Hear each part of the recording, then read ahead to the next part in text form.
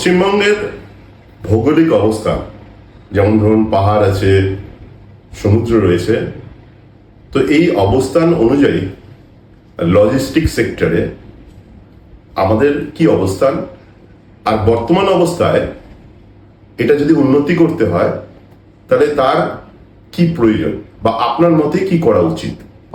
Logistic সেক্টরকে নিয়ে যখন প্রশ্ন করছেন, এটা একটা খুব বিশেষ প্রশ্ন। তার কারণটা হচ্ছে logistic sector is the only sector which moves the world. সকালে যে কর্নফ্লেক্সটা খাচ্ছেন সেটাও টেবিলে পৌঁছচ্ছে লজিস্টিক্স এর জন্য। পুরো দেশ, পুরো শহর, পুরো ইকোনমিকে চালায় supply chain. So logistics, for me, is a very, very crucial aspect of life. প্রবলেমটা এটাই দাঁড়ায় যখন সেই সেক্টরটাকে লোকে অতটা দাম দেয় না। দাম কেন দেয় না, এটার আজও কোনো উত্তর নেই। ভাবে যে বোধহয় things are supposed to be taken for granted.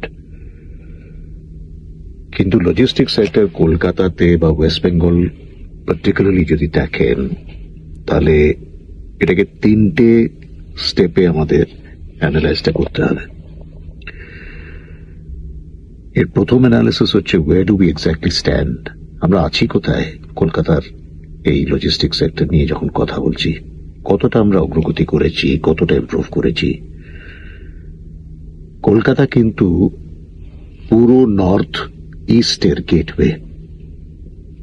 যত কিছু হচ্ছে নর্থ ইস্টে কলকাতা থ্রু দিয়ে যাচ্ছে, এটা একটা বিরাট অ্যাডভান্টেজ আমাদের লোকেশন হিসেবে।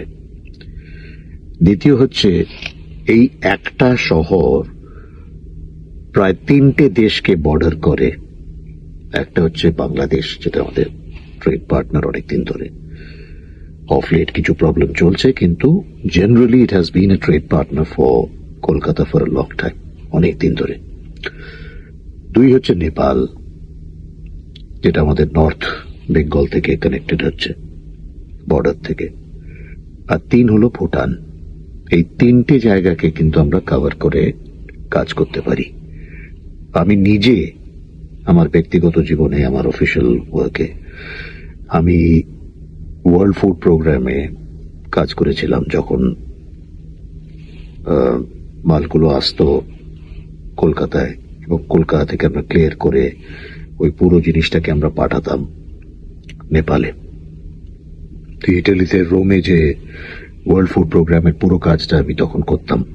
আমি বহু বছর আগেকার কথা বলছি। কিন্তু এই যে অ্যাডভান্টেজটা লোকেশন হিসেবে কলকাতার, আমরা না তো কথা বলি তা নিয়ে, না মার্কেট করি, আর না তো আমরা ওটার অ্যাডভান্টেজটা নিয়েছি।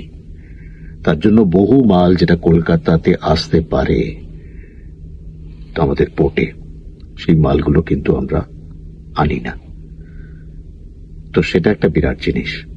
দ্বিতীয় হলো যে আমাদের দুটো বিরাট পোর্ট আছে, যেটা খুব কম কোস্টাল সিটিতে বা কোস্টাল স্টেটে এই অ্যাডভান্টেজটা লোকে পায়। কিছুটা চেন্নাইতে এই বেনিফিটটা আছে, কারণ ওদেরও দুটো পোর্ট আছে পাশাপাশি। আমাদের কিন্তু হলদিয়া আছে, হলদিয়ার সাথে সাথে কলকাতার পোর্ট আছে। কোয়েশ্চেন হচ্ছে আমরা এই অবস্থার মাঝখানে কলকাতার হলদিয়ার পোর্টটা কিভাবে চালাচ্ছি, এটার কতটা অগ্রগতি হয়েছে, এটার বেনিফিটটা কি। আমরা মার্কেটে, আমরা ব্যবসাপত্র যখন করছি, আমরা কি এই পোর্টগুলোর কথা, তার এফিসিয়েন্সির কথা বলতে পারি?